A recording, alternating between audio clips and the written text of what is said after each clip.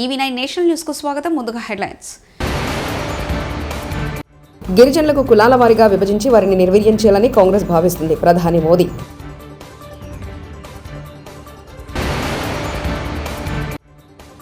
ఇదేనా నీ పాలన? రేవంత్ పై హరీష్ కామెంట్స్.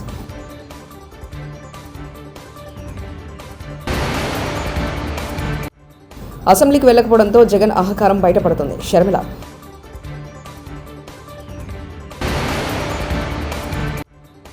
వైఎస్ జగన్ కలిసిన social media activity Inturi Ravikiran భార్య ఇంటూరి సుజన. మహారాష్ట్రలోని చీమూర్లో జరిగిన ర్యాలీలో ప్రధాని మోదీ ప్రసంగిస్తూ కాంగ్రెస్ మరియు దాని మిత్రపక్షాల పెద్ద కుట్ర గురించి హెచ్చరించారు. మన దేశ జనాభాలో గిరిజన సంఘం 10% ఉందని, కాంగ్రెస్ ఇప్పుడు గిరిజనులను కులాల వారీగా విభజించి నిర్వీర్యం చేయాలని చూస్తుందన్నారు. आदिवासी समाज की जनसंख्या करीब करीब 10% के आसपास है. कांग्रेस अब आदिवासी समाज को जातियों में बांटकर टुकड़े टुकड़े करके कमजोर करना चाहती है. यहां चीमूर चंद्रपुर में भी बड़ी संख्या में मेरे आदिवासी भाई बहन रहते हैं.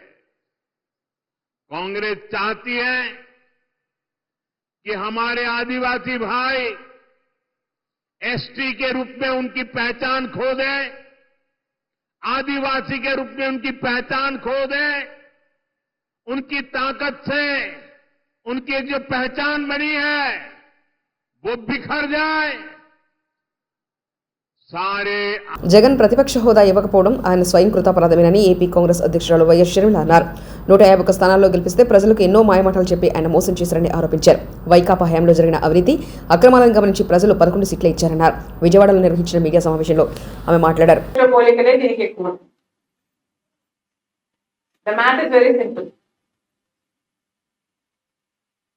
చంద్రబాబు గారు చాలా గొప్పగా చెప్పుకున్న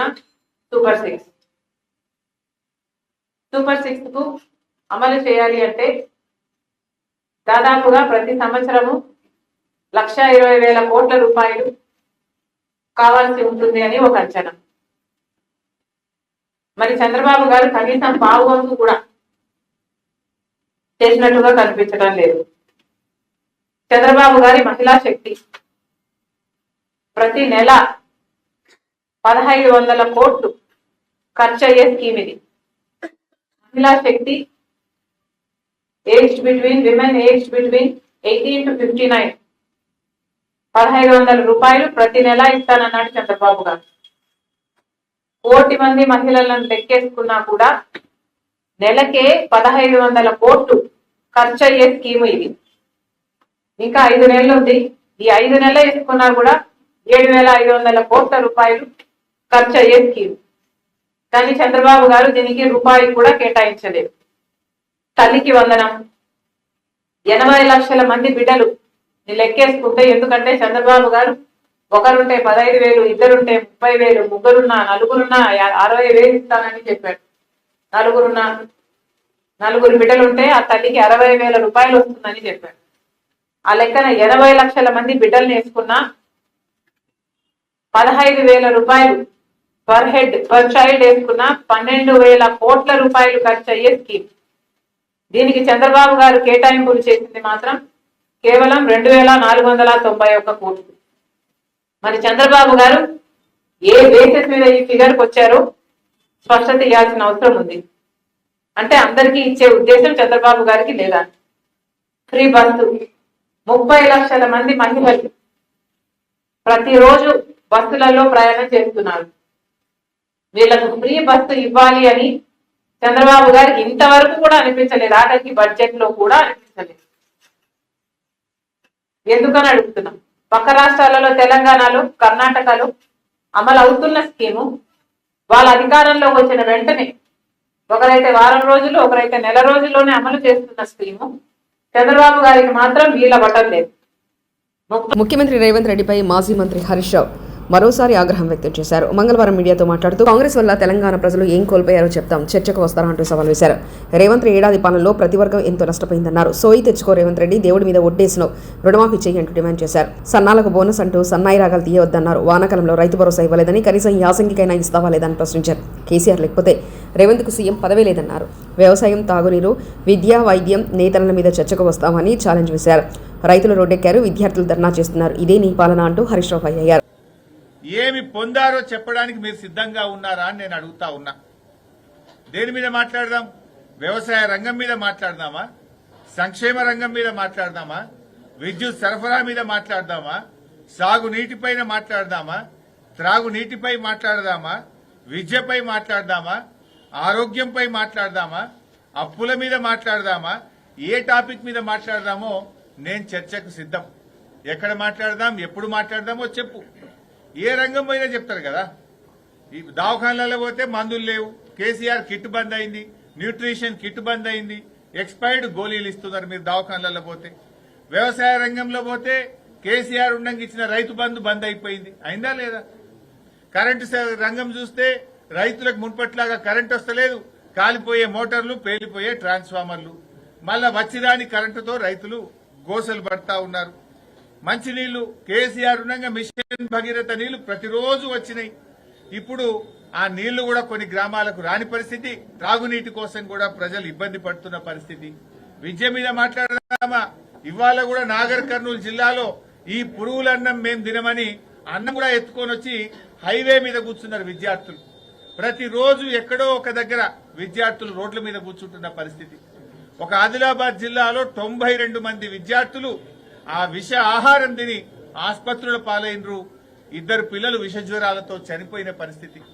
రేవంత్ రెడ్డి గారు వచ్చినాక 36 మంది విద్యార్థులు ఈ రాష్ట్రంలో గురుకుల విద్యార్థులు చనిపోయినారు. యావరేజ్ గా నెలకు 3 పిల్లలు పొట్టన పెట్టుకున్నటువంటి చరిత్ర కాంగ్రెస్ పార్టీ. మరి ఏం కోల్పోలేదని ముఖ్యమంత్రి గారు మాట్లాడుతుంటాడు. ఢిల్లీ వేదికగా ముఖ్యమంత్రి రేవంత్ రెడ్డిపై బీఆర్ఎస్ వర్కింగ్ ప్రెసిడెంట్ మాజీ మంత్రి కేటీఆర్ తీవ్రస్థాయిలో విరుచుకుపడ్డారు. అమృత్ పథకం అవినీతిపై కేంద్రానికి కేటీఆర్ ఫిర్యాదు చేశారు. మంగళవారం కేంద్ర పట్టణాభివృద్ధి శాఖ మనోహర్ లాల్ ఖట్టర్ను కలిసిన కేటీఆర్ ముఖ్యమంత్రిగా అధికార దుర్వినియోగానికి పాల్పడుతున్న రేవంత్ రెడ్డిపై చర్యలు తీసుకోవాలని ఫిర్యాదు చేశారు. చాలా విచిత్రం. మహారాష్ట్ర ఎన్నికల్లో సిగ్గు లేకుండా 300 కోట్లతో అడ్వర్టైజ్మెంట్లు ఇవ్వడానికి మాత్రం డబ్బులున్నాయి.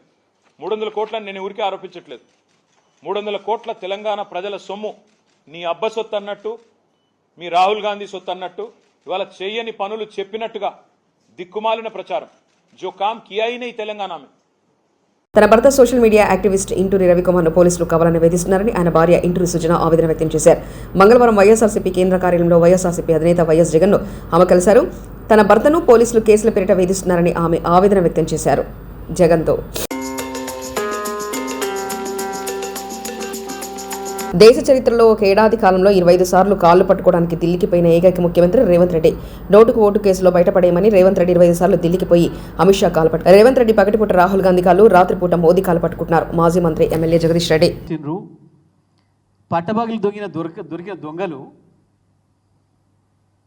మూటలతో దొరికిన ఆయన ఒక ఆయన, ఈడీకి దొరికిన ఆయన ఒక ఆయన. వీళ్ళు ఢిల్లీకి పోయి ఎవరెవరి కార్లు ఎన్ని సార్లు పట్టుకొని వస్తున్నారు. కేటీఆర్ సాఫ్గా మీ మీదనే కాంప్లైంట్ చేయడానికి పోయిండు. చుట్టూ నీ ఇంటెలిజెన్స్ ఉంది. కేటీఆర్ గారు ఎన్ని గంటలకు దిగిండో వాళ్ళ టీం అంతా, ఎన్ని గంటలల్లో ఆ మంత్రి దగ్గరికి పోయిండో, వచ్చి ఎక్కడున్నాడో, మళ్ళీ ప్రెస్ మీట్కి వచ్చిందాక ఎక్కడెక్కడ ఉన్నాడో అన్ని మీ ఇంటెలిజెన్స్ ఉంది చుట్టూ. ఏడి పోయిండో చెప్పాలి, నువ్వు ఎవరు కాలు మొక్కిండో నువ్వు చెప్పు. కానీ నువ్వు నీ ముఖ్యమంత్రి పట్టపగలు దొరికిన కేసు నుంచి బయటపడడానికే ఇప్పుడు 25వ కాలు పట్టుకోవడానికి పోతున్నారా మోడీని, అమిత్ షాని?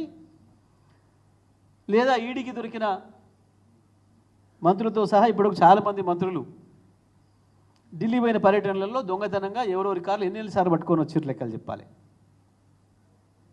ఢిల్లీ పోయిందే ఎవరి కాలు పట్టుకోవడానికి అయితే బహుశా దేశ చరిత్రలో ఒక ఏడాది కాలంలో 25 సార్లు ఢిల్లీ కాలు పట్టుకోవడానికి పోయిన ఏకైక ముఖ్యమంత్రి వీరే.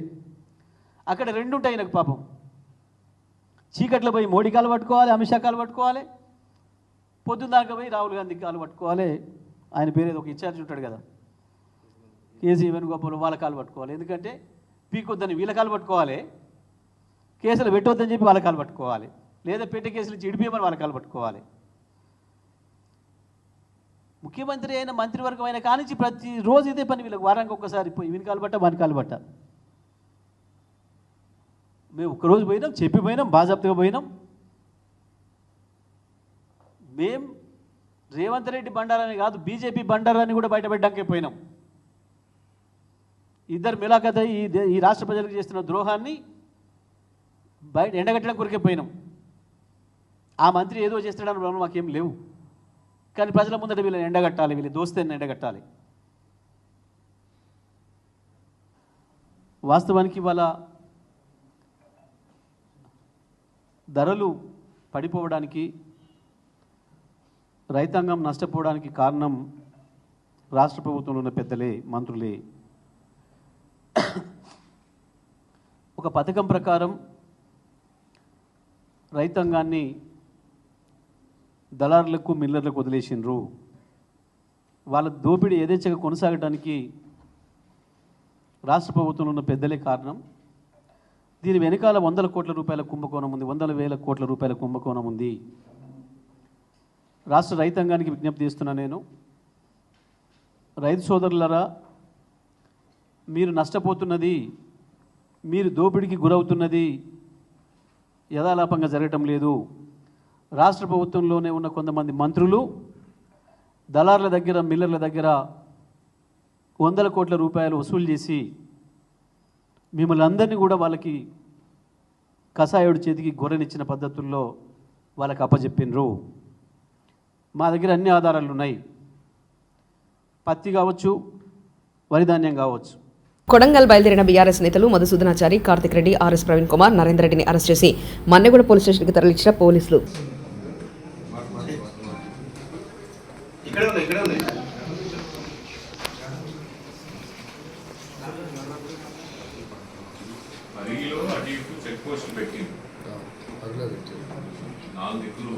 సోషల్ మీడియా కార్యకర్తలకు వైఎస్ఆర్సీపీ అండగా ఉంటుందని మాజీ మంత్రి అంబటి రాంబాబు అన్నారు.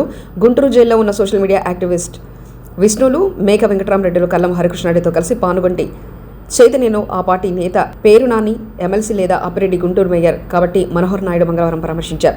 అనంతరం అంబటి మీడియాతో మాట్లాడుతూ మహిళలను చూడకుండా పోలీసులు టార్చర్ చేస్తున్నారన్నారు. సంధ్యారాణి దంపతులను పోలీసులు తీవ్ర ఇబ్బందులకు గురి చేస్తున్నారని అంబటి రాంబాబు మీడియా సమావేశంలో తెలిపారు. కార్యకర్తలు వైఎస్ఆర్ కాంగ్రెస్ పార్టీకి ఈ ప్రభుత్వం వచ్చిన తర్వాత తెలంగాణ వెళ్ళిపోయి నివసిస్తుంటే వారిని కావాలని పట్టుకొచ్చి వేధించే కార్యక్రమం చేస్తున్నారనేటువంటి ఉద్దేశంతో నిన్న జైల్లో ఉన్నప్పుడు చిలకూరుపేట మాజీ శాసనసభ్యురాలు, మాజీ మంత్రి గారు రజనీ గారు వచ్చి పరామర్శించి వెళ్ళారు. ఈరోజు మేమందరం, మేయర్ గారు, నేను, అప్పిరెడ్డి గారు, అలాగే పేర్ని నాని గారు, ఇంకా తదితర మిత్రులం అందరం వెళ్ళి మళ్ళా పరామర్శించి వాస్తవాలు తెలుసుకుందామనే ఉద్దేశంతో మేము ఇక్కడికి పర్మిషన్ పెట్టుకుని ఇక్కడికి రావడం జరిగింది. చిత్రం ఏంటంటే మేము ఇక్కడికి వచ్చేటప్పుడు వాళ్ళిద్దరు లేరు. మేము వచ్చే ముందు ఒక 10 నిమిషాల ముందు, 20 నిమిషాల ముందు, 5 నిమిషాల ముందు, నాకు కరెక్ట్గా తెలియదు, కానీ ఇక్కడ నుంచి వేరే చోటకు తీసుకువెళ్ళారు. పీటీ వారెంట్ వేసి వేరే చోటకు తీసుకువెళ్ళారు అనే సమాచారం మాత్రం మాకు వచ్చింది. ఎక్కడికి తీసుకెళ్లారో తెలియదు. శ్రీకాకుళం తీసుకెళ్లారో, రాజమండ్రి తీసుకెళ్లారో, చిత్తూరు తీసుకెళ్లారో, ఎక్కడికి తీసుకెళ్లారో మాకు కరెక్ట్ సమాచారం లేదు. అక్కడ కూడా ఈ కేసులు పెట్టి వేధించేటటువంటి కార్యక్రమం చేస్తున్నారు. ఇది రాష్ట్రంలో టోటల్గా జరుగుతున్నటువంటి విధానం. ఒక మహిళని నేను మనవి చేస్తున్నా, ఒక మహిళ ఆమె తప్పు చేసిందా, రైట్ చేసిందా, ఆమె ఏ పోస్టులు పెట్టింది, ఏమిటి అనేది నిర్ణయించేది ఈ పోలీస్ యంత్రాంగం కాదు, న్యాయస్థానాలు నిర్ణయిస్తాయి. పోలీస్ యంత్రాంగం చేయాల్సింది ఏమిటంటే ఒక అభియోగం వచ్చినప్పుడు ఆ అభియోగాన్ని పరిశీలించి విచారణ చేసి దానిలో సాక్ష్యాధారాలు కరెక్ట్గా ఉన్నాయని వారు భావిస్తే, ఇన్వెస్టిగేషన్లో తేలితే కోర్టులో ప్రొడ్యూస్ చేయాలి, అంతే. గిరిజనులకు కులాల వారీగా విభజించి వారిని నిర్వీర్యం చేయాలని కాంగ్రెస్ భావిస్తుంది. ప్రధాని మోదీ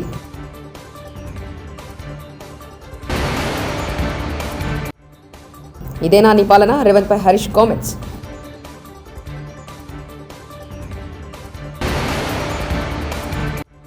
అసెంబ్లీకి వెళ్లకపోవడంతో జగన్ అహంకారం బయటపడుతుంది. షర్మిల